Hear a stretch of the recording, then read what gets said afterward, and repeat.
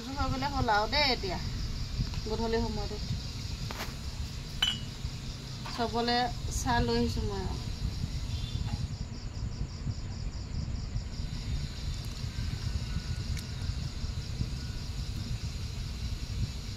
এইটো গ্লাছত দেহা বনাই বোলে এইটো গ্লাছত খাই ভাল পায় বোলে। আৰু এই গ্লাছটো বোমাইকে দিছিলে পেজেণ্ট হিচাপে। তাই সদায় এইটোতে চাহ খায়। মোক দিছিলে কিন্তু খাই তাইহে। তাই ভাল পায় বোলে খাই পেলাই।